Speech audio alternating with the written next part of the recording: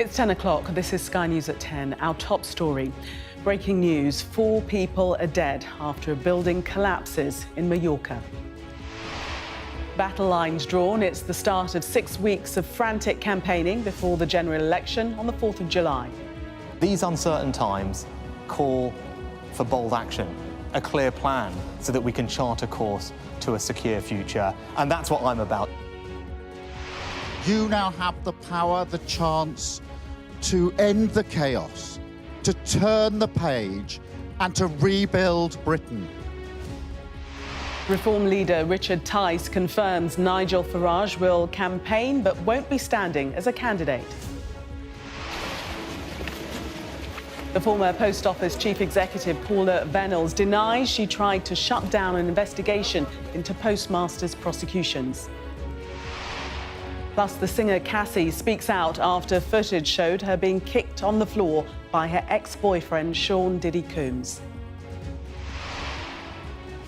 And we'll take a first look at tomorrow's front pages in our press preview from 10:30 right through to midnight.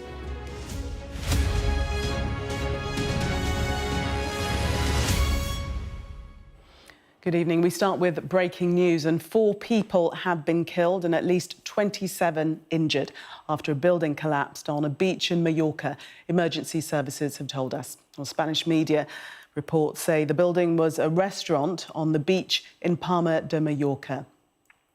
Our Sky correspondent Amelia Harper is in our newsroom now for further updates. What more do we know, Amelia? Well, this is a rapidly unfolding situation as we get to grips with what has happened in this popular tourist destination. 4 people have now been killed and at least 27 injured after a building collapsed onto a beach in Majorca. We have an image there of some of those emergency services at the site. This is a tourist hotspot in the capital island of Palma, so lots of people will have been around. We understand this happened at around 8:30 p.m. at around dinner time, and Spanish media is reporting that the building affected is a place called Majorca Beach Club. Now, of course, if this is a multi-storey building, we expect that people could still be trapped under potential rubble, and the number of injuries could be set to rise as we go through the evening. We can see in that photo there an ambulance outside of a built-up urban area. We understand that the bodies of those killed are still at the site of the collapse. So, of course, emergency services will be there now trying to ascertain what has happened. We also understand, according to local media, that psychologists are there at the site as well, presumably to help people deal with what has just happened. But as I say, a rapidly unfolding situation in what is a busy tourist area. Amelia, thank you for that update. We'll, of course, keep across that story throughout the course of the evening. Well, the battle lines have been drawn as party leaders hit the general election campaign with just 6 weeks to go. After his surprise launch last night, Rishi Sunak has been on a whistle-stop tour across Britain, including Wales and Scotland. Sir Keir Starmer kicked off his campaign in Kent, and the newly elected leader of the SNP, John Swinney, made a speech in Edinburgh. The Liberal Democrats and Reform UK have been out campaigning as well. Our deputy political editor, Sam Coates, has spent the day travelling with Rishi Sunak. He's betting that calling a summer election will pay off, but the first day on the campaign trail suggests he's playing it safe. This is what awaits the Prime Minister on the campaign trail. Events designed for the cameras. Invited guests, tightly controlled. But for this audience, a helping hand from his staff. His message to the country is that things are getting better under him. Thanks to all your hard work, all your sacrifice, your resilience, we've really made progress. And I know it will take time for you to all see the benefits of that. The plan is working, and we have that economic stability back. This crowd in Derby was billed by Conservative HQ as staff. They seemed impressed, but it later emerged that 2 of the men, wearing high-vis and asking questions of the Prime Minister, were actually Tory councillors. A brief stop on the trail, the first of a tour of 4 nations in 2 days. That only possible because of this, a private jet funded by Tory donors one plane that will take off this side of an election. Here we go. Taking migrants to Rwanda, a key Tory pledge. But today he admitted no prospects of flights taking off before voting in July. Nor was there much comfort in today's migration stats, marginally down from a record high. Stop 2 on the trail, Cardiff, the Prime Minister fast discovering that campaign small talk can be a challenge. Is he looking forward to all the football? Not so much my bag. But Well, no, you get people in. No, but that's because you guys aren't in it. An intimate brewery tour. This teetotaler Right, so we'll pop these back here. not meeting many voters here. Rishi Sunak on a whirlwind tour of the UK nations, but he needs much bigger wins than the ones you get on campaign stops like this. But he does appear to have achieved one of his goals from going early, wrong-footing the rival party to his right, Reform UK. Reform leader Richard Tice unveiling his campaign, but after months of speculation, Nigel Farage not standing to be an MP. He insists he'll be a force on the campaign trail instead. I'm absolutely delighted during this election campaign that my good friend Nigel Farage will be helping out significantly in campaigning to drive home the message of Reform UK and how we can save Britain. The favourite to be the next Prime Minister is not taking any risks. Get used to hearing these lines. At long last, the election has been called. The time has come and the wait is over. 2 different countries, 2 different futures. Decline and chaos continuing under Tories, or rebuilding our country under Labour. The power of the vote is with you. Ready? Right, cheering, let's go. The Lib Dems launching with a bang of sorts, their leader certain who his party is against. Across the country, we've seen so many parts of the country where it's a vote for the Liberal Democrats that will get rid of the Conservative MP. This man wants nothing to do with the rest of them.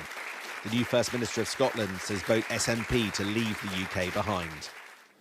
We will win our country's independence and win the powers to bring about a better Scotland through democratic pressure. So, on July the 4th, Independence Day, make sure your voice is heard. Ending the day in Scotland. Changing voters' opinions now means this man taking more risks. He says he's the underdog. Is he prepared to behave like one? And Sam Coates joins us now live from Inverness. There's 6 weeks to go. You're out on the first day. What's your sense of the way this campaign is going to play out, Sam? Well, first of all, it seems that the rain is following Rishi Sunak wherever he goes here to Inverness. But I've spent the day travelling with the Prime Minister more than 1,000 miles in a single day across 3 nations. And the first thing that strikes you is that point I mentioned at the end of the film, that he is presenting himself as the underdog, which is remarkable for a Prime Minister to do, really. But I think it's their only option. They think it's their only option, given that they are 20 points behind Labour in the polls. But then what strikes you, actually, as you follow the different events that he attends, is it's not entirely clear to me that this campaign will deliver the kind of surprise and change to his reputation that they're looking to create across the next 6 weeks. It's slick. You have a series of campaign events where he doesn't appear to engage with many real people at all, invited audiences, some of whom are Conservative councillors. We travel hundreds of miles for events that can last barely 20 minutes before the convoy all moves on. When John Major defied the polls in 1992 and as a Conservative snatched a victory from Neil Kinnock's Labour Party, he did it on a soapbox with dozens of real encounters with members of the public. There was a raw, unmediated nature to that campaign. Everybody knows that Rishi Sunak is slick, but does this campaign need to find a different story, different side to him to show to the public to succeed? We shall see. Sam, thank you very much for the moment. Well, now the announcement of a snap summer election came as a surprise to many. And if you live in an election battleground, you can expect politicians to be showing up to win your vote pretty soon. It's in towns like Grimsby and Cleethorpes on the east coast where the battle could be decided. A new single constituency. It's a target seat for both major parties. Previously a Labour stronghold, it turned Conservative in 2019. Sky's national correspondent Tom Palma has been finding out what's on the minds of voters there. To get ready for summer, Cleethorpes has a new landmark. One that's popped up on the side of the Old Vic pub. It's optimistic, always sunny, like a politician looking for votes. So we bought a second-hand sofa and put it in the pub car park. Well, Rob, as you've delivered it, do you want to be the first on the sofa? I'd love to. So we've got an election. What do you think is going to happen? I think Conservatives will do it again. Let's have another election, you know. I think they'll feel confident enough. Even though the cost of living is still high It and is people high, are still but struggling. it was a lot higher. The electric and gas is starting to come down and balance itself out now. At the end of the day, what they've done, they're all for the rich and the poor are still poor. What, and you think Labour would mend all that? Amanda, you came and interrupted Rob then. I did. You feel strongly about this, I don't do, you? yeah, because I'm a Labour person. Always have been. You told me just before we started filming this that you've got a quite well-known relative. I have. Who's that? Jacob Rees-Mogg. And he's your... He's my mum's brothers. It's the cousins. You've not been round to the Somerset Pile to have a chat and catch up? No, definitely not, no. But a lot of people don't like him either. She's ready for an election, and so is Emmanuel, who works on the railway here. What for you are the things that are going to sway which way you vote? I think number one issue there is the cost of living. There's also the issue with the NHS. I think the waiting time when you try to request for any medical assistance, it takes a lot of time. Are you ready for a change of government or stick with the same? I think I'm ready for a change of government. So I believe a change of government should be able to come up with new ideas, come up with new strategy. Are you sure which way you're going to vote this time? No, I'm not sure. That's the problem. Carol is a retired nurse. The only thing that I think came out of the last with Boris, he did get us some money for the levelling up. Levelling up? The levelling up. Do you think it's worked? Do you think people here feel that? Well, not at the minute. What we got to see for it. Plenty of voters here are still waiting to be convinced as peak political season approaches. Tom Parmenter, Sky News, Cleethorpes. We've heard tonight that the bill to provide compensation to those affected by the post office scandal is expected to get royal assent after passing its final stage in the Lords. But Rishi Sunak's signature plan for a smoke-free generation seems to have been stubbed out, amongst others. We've now entered the period that's known as wash-up, where the parties try to work out what to get through and what to let slip away. Our political correspondent Serena Barker-Singh reports now on the government's unfinished business. The smoking ban, post-office compensation, a football bill and the Tories' housing policy. Just some of the 16 government bills all still waiting on the shelf. But as Parliament officially dissolves next week, only ones that can pass through the House by tomorrow evening will make it through, in what's called wash-up. Starting today with the post office bill. We will not leave this place till we have done our duty by those people. And it's common practice during wash-up that negotiations will be ongoing, and we will hope to update the House on further business. But out of all of the government bills still waiting to get through Parliament, many have been cast aside. Only a few are certain to remain. These fast-track bills include the Digital Markets Bill, a Victims Bill, the Post Office Bill, and the Finance Bill. But it also means Rishi Sunak's big plan to create a smoke-free generation looks like it's been stubbed out, as well as the government's long-promised reforms to housing policy. It's definitely frustrating and potentially a lot of lost hours of staff time that has been spent on working on this bill. We need to know from all the major parties standing at the election what their offer will be for renters and how they will fix the bill. Labour had been calling for an election for most of the year, but say Rishi Sunak has now reneged on many of his commitments. His pledge on a smoke-free generation, plans for a football regulator, promises to renters and leaseholders, and protections for our broadcasters, now all at risk. Some bills are necessary, like the finance bill, which secures the budget, but all those that pass have to be fast-tracked. It's definitely the case that wash-up is a terrible thing for parliamentary scrutiny. Bills which would normally go through weeks and hours of scrutiny, line-by-line scrutiny, may receive almost none at all. A surprise early election date means now a scramble to pass through any remaining policy that might be possible. Serena Barker-Singh, Sky News. As part of their campaigns, all parties are pushing election messages on social media. The battle for voters' attention online has never been more fierce. Our data and forensics correspondent Tom Cheshire has been looking at what happened once the starting gun was fired. Every election we talk about being the biggest digital election, and that's not untrue. With 5 years between votes, the platforms move on. TikTok, for instance, wasn't the behemoth it is now. But this is different for a very old-fashioned reason. Money, lots of it. First, though, the launches. Now, despite being in ostensible control, the Conservative effort was a bit lacklustre. Just this rather busy tweet to start with. Compare that to Labour, which put out this slick video within minutes and with a very simple message of change. But it does speak to how prepared each side is. Labour was sending out fundraising emails and other calls to action. 5 hours after the election announcement, there was still none of that from the Tories. These are the basics of a digital campaign. And the weak Conservative launch also meant that their message was swamped by memes about Rishi Sunak's sodden Lord speech. Instead, you had things like this from viral menswear guru Derek Guy, saying that historically, men in this situation used a folding canopy called an umbrella.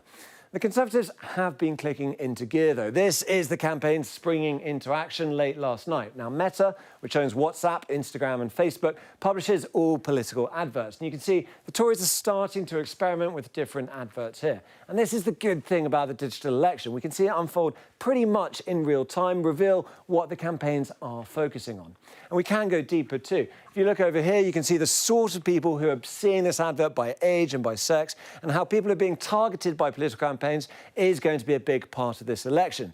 Now, we're only talking hundreds of pounds over here in terms of what's being spent. This is experimental, but we're back to the money. Now, this is important. Campaigns were previously limited to spending £19.5 million over the course of an election. This year, that has gone up enormously to £35 million. And look at this. It's based on data from Who Targets Me, which tracks political adverts, and it shows how much parties have been spending on Meta since January. And you'll notice it has been growing all the time. There has been a shadow campaign going on even before local elections. This is the long election. It's also an expensive election. Nearly £5 million has been spent so far. Now, to put that in context, the 2019 general election, there was a total of £10 million spent. So only one short day into this short campaign, we've already seen half as much spent as in the whole of the last election.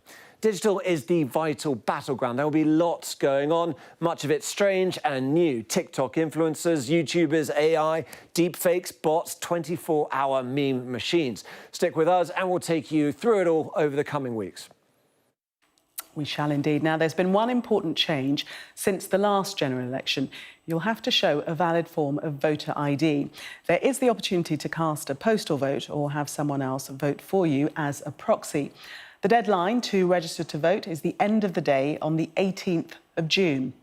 If you'd like a postal vote, you have until the 19th of June to apply. If you want a proxy vote, you must apply by the 26th of June. And if you need voter ID, the 26th is also the deadline to apply for a voter authority certificate. Now, a key dividing line between the two main political parties is migration. Labour and the Conservatives have very different ideas about how to stop the small boats. Official figures show that net migration has fallen marginally since last year's record high. Net migration was estimated at around 685,000 last year.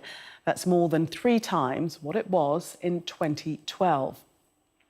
It's 10% lower than in 2022, and it's that fall which the Conservatives hope to use to persuade voters that their plan to stop the boats is working. More than 1,218,000 are estimated to have come to the UK last year, which is nearly 40,000 fewer than the year before. 532,000 people are estimated to have left the UK last year, nearly 40,000 more than in 2022. But this year has seen record numbers of people arriving in small boats. Rishi Sunak has made it clear that no asylum seekers will be deported to Rwanda before the election. Our communities correspondent Becky Johnson has more. Newly arrived asylum seekers still in detention centre tracksuits, getting clothes from a charity. This election will be fought in part over their futures. Rwanda is still the government's plan, but the Prime Minister has said there'll be no planes until after polling day, and Labour would scrap it altogether. For Damil and many others living in fear of being removed, there's now the possibility it may never happen. Now we've got the general election coming, no flights before that. Do you feel more optimistic about your chances of being able to stay in the UK? Maybe after election we are happy with this because the Labour Party will be on next. I don't know what is going on. Still we are worried about these things. I'm scared about Rwanda and the election too. Delaying Rwanda flights until after the election is a change of plan for the government. On the paper they are saying on the June 24, there will be the first flight to Rwanda. It says like that. Nahom was detained and taken to this immigration removal centre earlier this month. Just a few days ago, he was told he'd been selected for the first flight to Rwanda in June. So now you hear no flights before the 4th of July. How does that make you feel? Yeah, I got a hope, you know.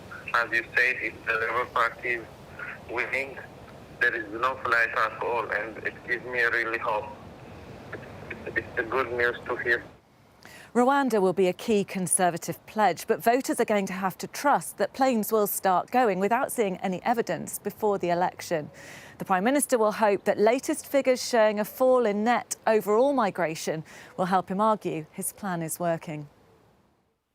But this family feel targeted by a tightening of the rules. One-year-old Massa has been threatened with removal from Britain, despite being born here to parents who've been in the country legally since 2021. You should now leave the country or you may be removed. Her Jordanian father is a PhD student in the Midlands, her mother here as his dependent. But because they left the country for a holiday before Massa's status was confirmed, they've been told they can only apply for her visa from abroad. I can't imagine how I can tell her the story in the future, that the country you was born asked you to leave while you was 1 year old. I'm trying to fix everything. I don't need to consider a 1-year infant as an overstay here. He's urging the Home Office to be flexible, with little hope, as tough talk on migration is already a feature of this election campaign. Becky Johnson, Sky News. A 10-year-old girl who died in a mudslide in North Yorkshire yesterday has been named as Leah Harrison. Her primary school paid tribute to her and described the accident as a heartbreaking tragedy, with pupils and teachers offered counselling. Shingi Maurike reports from Darlington. Leah Harrison's family had such high hopes for her. Their football-mad, well-liked 10-year-old. Hopes that ended far too soon when she lost her life while on a school trip in North Yorkshire, fatally injured in a mudslide. In a statement, her family said, Leah Harrison, the happy, bubbly-go-lucky little girl, the beautiful smile, the giddy laugh, the silly jokes. You'll never ever be forgotten, baby girl. Leah was taking part in a walk organised by this adventure centre. Hartlepool Borough Council, which operates the centre, says that it is utterly devastated and heartbroken. It is carrying out a full investigation while temporarily suspending all outdoor walks and residential breaks. The council also stressed the activity was meant to be safe. Supported by the council's workforce and teams who are fully trained, and also attended by the school, so that these young people weren't on their own. They were actually supervised by appropriately well-trained and qualified staff. The mudslide, a freak event on the day of difficult weather across the north of England. People in Carlton and Cleveland are shocked by the loss of a child meant to be enjoying a moment of adventure here. She's on a school trip. On a school trip too. Oh, dear, oh dear. That's tragic. She'll have been so excited about coming away with her friends, won't she? Just, the whole village is really sad about it. In a close-knit school community, the head of the Academy Trust says students are being supported. One of the things we've been working on this morning is working with different partners, setting up different levels of counselling so that we can make sure we've got the right sort of counselling, trauma counselling for children who are either on the trip, were taking part in the activity when the incident happened, or indeed back at school, children who knew Leah really well. You know, the ripples of this tragic event, you know, they go far. As an investigation continues, students, teachers and the family will continue to mourn for the child who went on a school trip and never came home. Shingi Marike, Sky News, Darlington. The former chief executive of the Post Office, Palma Bennells, has denied that she was more concerned with avoiding bad headlines than considering appeals of sub-postmasters caught up in the Horizon IT scandal. She's been accused of a cover-up and ignoring requests to review prosecutions after being advised that there was a risk it would become front-page news. Our business correspondent, Adele Robinson, reports from the Post Office inquiry. Are you shifting blame, Paula Bennells? Are you lying, Paula Bennells? Day one was tough for the former Post Office boss. Day two, quietly worse. I never once withheld information, was not trying to close anything down. I would not cover anything up. Accused of putting the Post Office brand first above investigating more miscarriages of justice. You did take the advice of the PR guy, didn't you? I really don't remember it relating to the decision. Hang on now, please. Thank you. But accepting lost opportunities to uncover what went wrong for the hundreds of sub-postmasters. Do you agree that your nascent idea here of a review of all prosecutions, if it had been carried into effect, that may have avoided a lost decade until miscarriages of justice were discovered? It may well have done. It may well have done. This is always haunt us.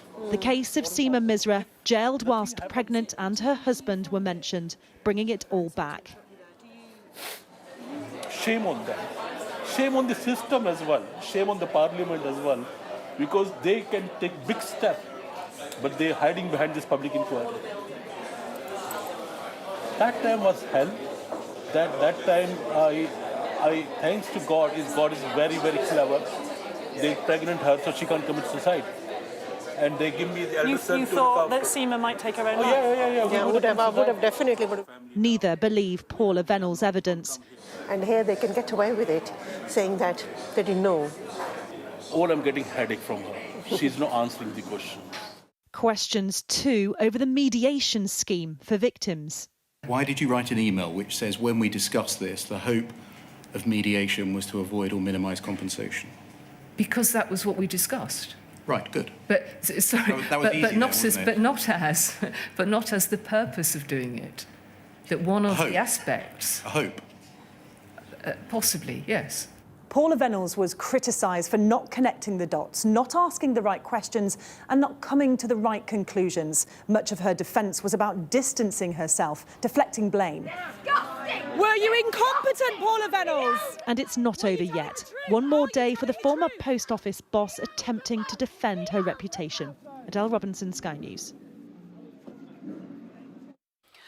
For the first time, singer Cassie Ventura is speaking out since video emerged from 2016 showing her then-boyfriend and rapper Sean Diddy Combs assaulting her inside a Los Angeles hotel.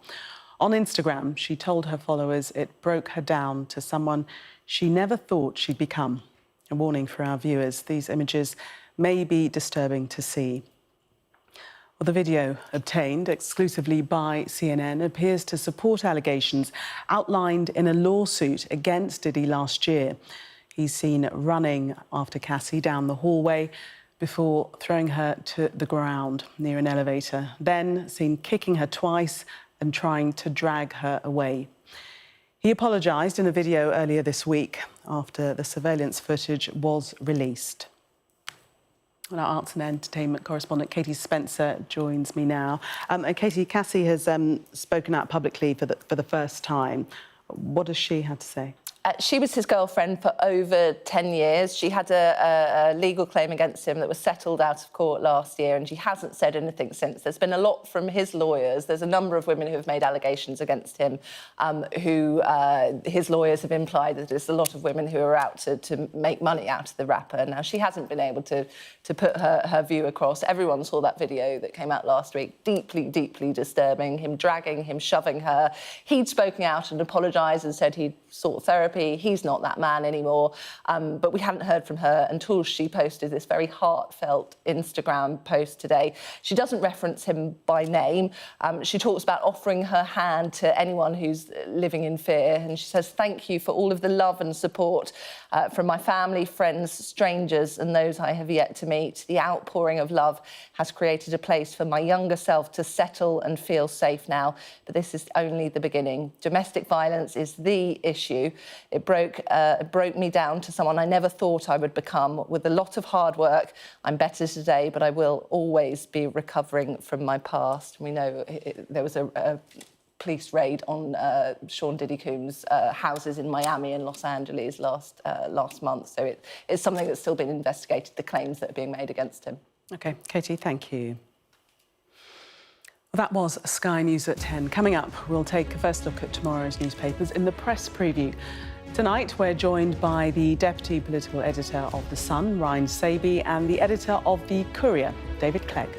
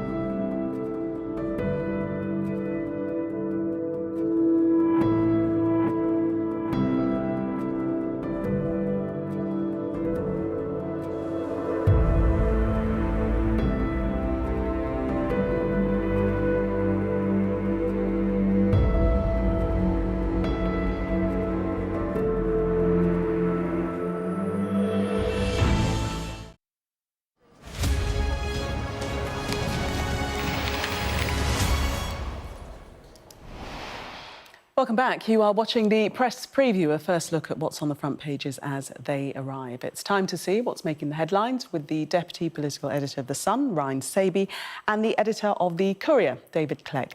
They'll be with us from now until just before midnight.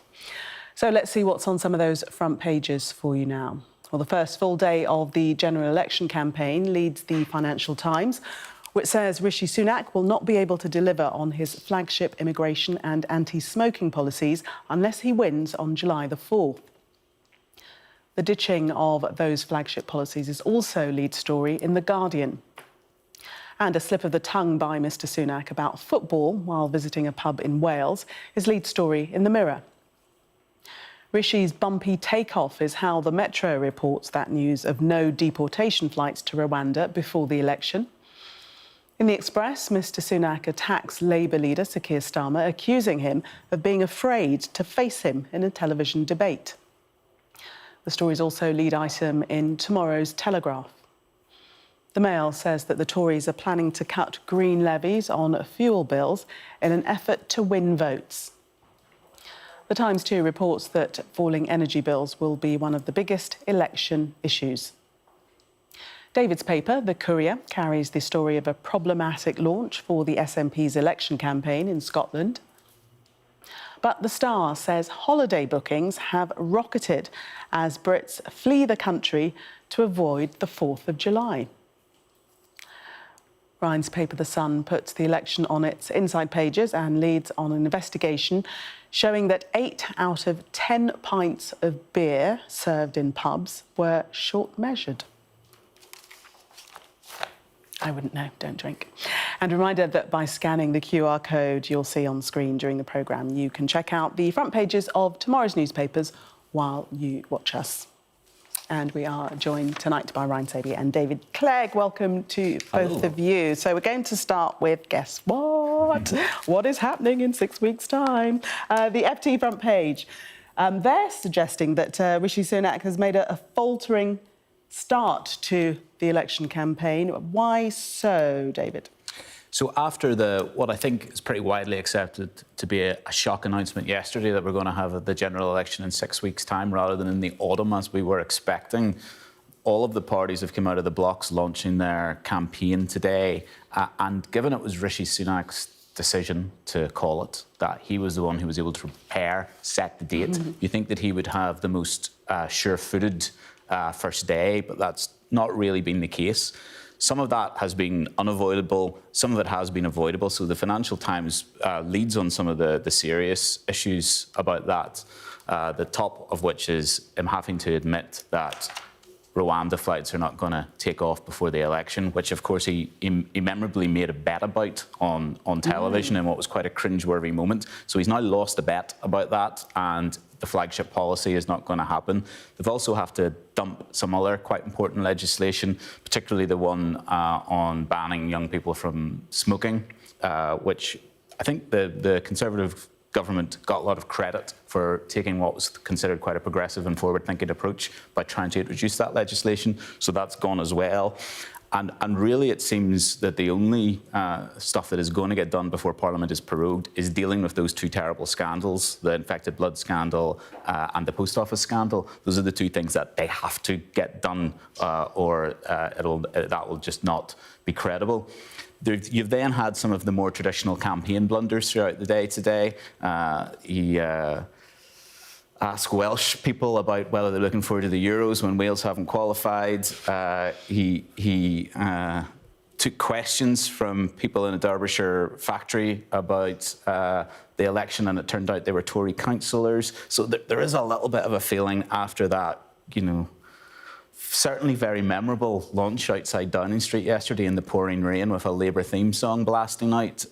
It felt that they would want some stability today, but I'm not certain that is what's happened. Yesterday, let's go back to yesterday before we get into the papers, Ryan. Was there no one with an umbrella? Why was that allowed to happen? Well, I think Rishi Sunak was very keen to get out there and maintain the traditions of the Prime Minister. They always stand there on the steps of Downing Street and make that announcement to say you're actually going to the country and inform the country that you've spoken to the King and you want to hold an election. And quite easily they could have got inside. It may have looked better, but I think he just wanted to project this image of him just getting on with it and being outside Downing Street, and come rain or shine, he's Prime Minister and will go to the country and start campaigning. So somebody could have given an umbrella before he went out. I think the trouble with that is you probably go back about 15 years now. You remember at Wembley where you had Steve McLaren, the England manager, who stood on the touchline in that one of the qualifying games, stood there with an umbrella, and he got labelled the Wally with the brolly. Now, when you're a you can imagine what the headlines would have been the next day if he had done that. So I think number 10 strategist, or anyone with half a brain in Downing Street, has said, whatever you do, we're going to try and find a weather window where it doesn't rain for 5 minutes, but whatever you do, you're not going out there with an umbrella. Interestingly, one of the things he did today was go to Scotland. So one of the reporters at the Courier was there today, and she texted me to say, if he thinks the weather's any better, he probably shouldn't have came to Inverness, because it was even worse there today. Yes, the rain was following him around. In terms of what is going to get through Parliament before the election, I mean, he will have known, as David was saying, that he's the one that called the date. He will have known that all these things would not be able to make it through. That's right. That's why he's trying to frame, in the early part of the election in the first few days, he's going to set out how he is the future. So things like the Rwanda plan that's not going to get set off before July the 4th, they will go after the election if he wins. But there's a whole host of legislation that's not going to see the light of day under this administration, which is the football governance bill, the cigarette ban, which was meant to be this big flagship piece of legislation that was going to go through. It's just going to fall by the wayside. His argument will be, we'll get on with it if re-elected. But lots of MPs are upset that he didn't actually, wait until the autumn. They were going to raise issues from constituents. They had vested interests in this legislation as well. So that's why there's a lot of people on his side who are particularly aggrieved that he did go for an early election. Yeah, that's been raised in a couple of the papers, that his own MPs are none too happy about this July the 4th election. Yeah, certainly. I think there's self-interest there, and there's also party interest. Well, obviously, MPs are concerned because they think that this is an inauspicious time to launch. The polls are awful. He would be the most unpopular Prime Minister to ever win an election and be re-elected if he was to do it from here. And frankly, there's not much sign that is going to happen. There's also the question of I've been quite struck from some of the Tory MPs I've spoken to, and also their public comments, so not necessarily having to speak to them privately about it, is that they had no sense that this was happening. They were very much all working towards a rhythm of some election in the autumn and going then. So there was some, I think, quite fevered speculation about whether they're going to put letters into the 1922 committee and try and veto the election that way. That seems far-fetched and preposterous. Yeah. But even the fact that it was clearly being mentioned by somebody shows that he has unsettled the Conservative MPs with this, and that is also not a useful background mood to be going into an election campaign with. I think there's also the issue when it comes to the Rwanda flights that, if you have passed this flagship legislation, you may have got one flight off the ground, but the legislation was meant to prove to be a deterrent. Now, if it gets to sort of September, and you've had boats crossing the channel all throughout that time, the deterrent hasn't worked. You could be even in a worse situation, and also with the economy. Is it going to get so much better? Are interest rates going to be cut by the Bank of England? Are things going to get so much better that people think that you should hold that election in the autumn? Well, that's one of the reasons that he believes the economy is turning round, and maybe that's what spurred him on. At the moment, he can say, stick with my plan. If he waits until the autumn and things aren't much better, well, perhaps everyone will say, let's give the other guy a chance. There's also, I think, the sense that there had been talk of there being another fiscal event, a mini-budget of sorts at some point before this election. Perhaps he's thought, actually, I'm not going to have the money that I thought I would have to do the tax giveaways here, so I'm as well just to get it go now, and that way I don't have to answer to why we're not doing that. And there'd be so much speculation when you get to September about when the date of that election would be. It would just bog you down. Yeah. The Express, Ryan, you take us into this. They have Rishi Sunak throwing the gauntlet down to Sir Keir Starmer. He's challenged him to weekly televised election debates, but apparently Sir Keir Starmer hasn't obliged. That's right. Tory strategists or people working for the Conservative Party today are very keen to to push this, of trying to get Keir Starmer to actually agree to a once-a-week televised debate during the election. It's normally the challenger who's pushing this, but this time it's got the Prime Minister. The Prime Minister, you know, the Conservative Party are 20-odd points behind in the polls, and this is the moment they need to find a chink in the armour of Keir Starmer and that massive poll lead to keep chipping away at it. So hoping that he'll slip up. So hoping that he'll slip up and they'll just find something, and you'll put Keir Starmer up in front of the public watching at home, and something will give. But it's going to take a hell of a lot to actually turn that around.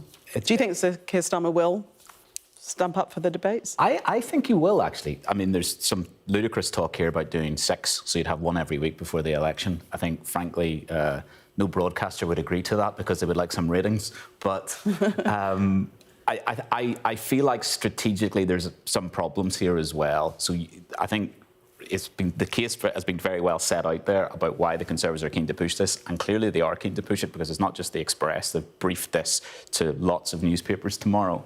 And the idea is that it'll force Starmer to do this thing that could possibly change the game. There's the parallel with Nick Clegg in 2010 and Clegg Mania and all of that. I think the issue is that there's not much evidence, one, that the public necessarily buy into this, given all those serious issues we've been discussing, the fact that the context of this election isn't to a background which is such a serious state that the UK and the wider world is in, and the fact that it needs such steady guidance and governance, but also the fact that Rishi Sunak as a politician hasn't ever, to me, shown much sign of being this master debater that is going to take on Keir Starmer and change the public perception of him. Some of the language in this is extraordinary. The Express quotes Conservative Party Chairman Richard Holden, and he's saying, "It's no surprise spineless Sir Keir Starmer is now chickening out of debates that he publically promised to do just months ago." It's time for Sir Keir to grow a backbone. I think that kind of rhetoric just seems so They are trying to ramp it up. wild. In fairness to Sir Keir Starmer, he was asked about this back in January, and he said, when it comes to TV debates, the question was, are you trying to duck it? And he said, bring it on, bring them on. He will, I'm sure, he will absolutely take part in a 1, 2, 3, whether it's one a week. When you've got the Euros as the backdrop, I'm sure lots of the public will be sort of more interested in watching the football. But you know, there will be 1 or 2 debates that they'll both take part in. It'll be interesting to see. But yes, a good reminder about that Nick Clegg moment, because that was the turning factor for him, wasn't it? That debate really was what won it. And as someone with the surname Clegg, it was memorable for me. No relation. Ryan and David for the minute, thank you. Let's see what's coming up after the break. Well, the Prime Minister puts his foot in it during his visit to a Wales brewery. Stay with us for more on that and other stories.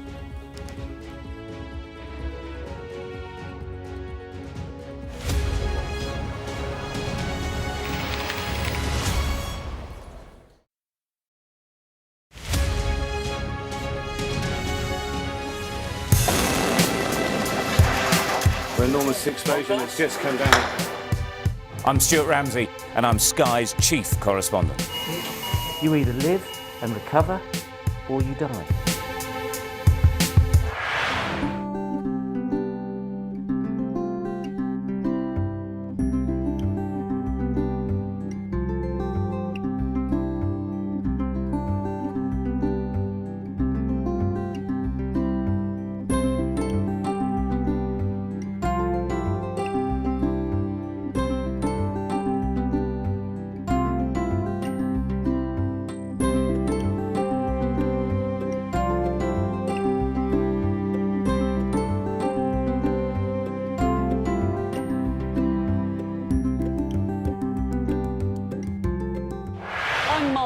And I'm Sky's US correspondent based here in Los Angeles. It's turning everybody into, a crazy, violent drug addict. How are you feeling? I am angry. It is an anti-woman agenda. 2 women say that you paid for their abortions. Are you a hypocrite, sir? Will your candidates win? I hope so. I think they will. I think they're great candidates. I gotta be realistic. My sister's dead. More than 4 weeks on, there's no murder weapon and no suspect. Are you going to catch this killer? We are doing everything we can. Ghislaine Maxwell has pleaded not guilty to all 6 charges against her. Mum, how are you feeling today? Jeffrey said, you answer to Ghislaine, you just don't cross her. We're so excited. Severe nightmares of these people coming in and just taking me in the middle of the night. I've watched as whole towns were torn apart by natural disaster. I'm alive and I'm thankful for that, but there are a lot of people who aren't. It's not the winds people fear most here, it's the water. We take you to the heart of the stories which shape our world. Do you truly believe what you're saying? A lot of cases that I know are reported from Ukrainian missiles themselves. Ambassador, with respect, I think that's preposterous.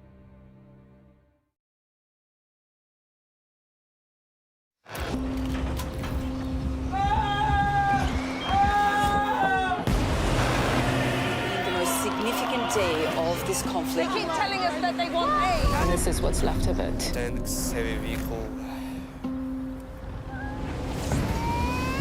Why only in America? People want their country to work. You want a job in a normal life. Why are these homes empty? I want you to be honest with people. That has happened within minutes. Sky News, the full story first.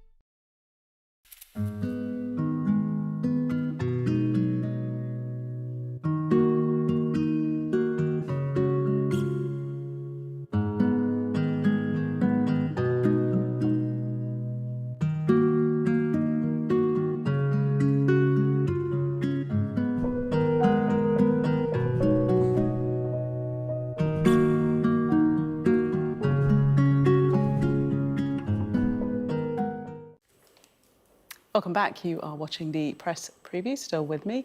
Deputy Political Editor of The Sun, Ryan Saby, and the editor of The Courier, David Clegg. Welcome back to both of you. We're going to start with your paper, first of all, David. And the headline there, Sweeney's SNP pitch scuppered by scandal. That's all anybody wanted to talk about today. Yes, I think it was really quite an inexplicable decision by John Swinney and the SNP. There must be more background to it, and I'm not honestly sure what it is. This has been a long-running scandal about Michael Matheson. He was a Scottish minister. He has now admitted that he ran up £11,000 on a Parliament phone bill by streaming his children streaming football when they were on holiday. The Parliament has been investigating it for a long time. He stood down as a minister. It was pretty involved in Humza Yousaf's fall from grace as well. He spent a lot of political capital on Michael Matheson and then ultimately had to jettison him. The sanction was finally published in the Parliament this morning on day one of the election campaign, and just before John Swinney went to launch the SNP's election campaign, he stood up in Parliament and said that he was not going to back what the Parliamentary Committee had recommended for Michael Matheson, which was a 27-day suspension from Parliament and his pay docked for 54 days. He suggested that one of the Conservative MSPs on that committee had prejudiced the investigation. Now, the ins and outs of that, we can have an argument about, but certainly the politics of it, to be defending what the public widely view as an expense cheat on day one of an election campaign seems like not where you would like to be as you're launching it. And it certainly bulldozed the entire launch event in Edinburgh today, which is all he was asked about by the journalists. The policies and how he wanted to frame the election barely got a look in. And his day was then made worse again subsequently when Peter Morrell, Nicola Sturgeon's husband and the former chief executive of the SNP, who was charged in connection to a police investigation into embezzlement of SNP finances. The report on his case was submitted to prosecutors today. So Rishi Sunak was having a difficult day today, but so was John Swinney. Yeah. Labour leader Keir Starmer will be in Scotland tomorrow, we read. I'm just going to move on just because of time, Ryan. If you can take us into the Daily Mirror. Yeah, I think this and the front page story yes, there. this would go down as a footy blunder. The Prime Minister, as part of visiting the four nations at the start of the election campaign, was making some small talk with some workers in a brewery in Wales and asked them whether they were looking forward to the Euro 2024 championships. And it suddenly emerged from one of the staff members members there that they're not actually, they didn't actually qualify and they won't be playing. So England and Scotland will be there, but Wales weren't. And there's a few nervous laughters and they quickly moved on. But yeah, it sort of summed up a difficult day for the leaders. Maybe that's the solution. The Wales can host the TV debates that nobody else will be watching. It's a very difficult small chat, though. I mean, it's not a huge mistake for him to make, is it? Yeah, no. I mean, the cameras are on you, and he's just trying to get the sort of conversation going, trying to open up the conversation before they talk about sort of more substantial policy. I think he said, whether it's England, Scotland or Wales, what the government supports is the hospitality industry, which he didn't get much credit for. I thought that was a reasonable comeback. David and Ryan, thank you so much for taking us through the papers. Coming up next on Sky News at 11, all the latest following the first day of election campaigning in our news review and press preview at the top of the hour.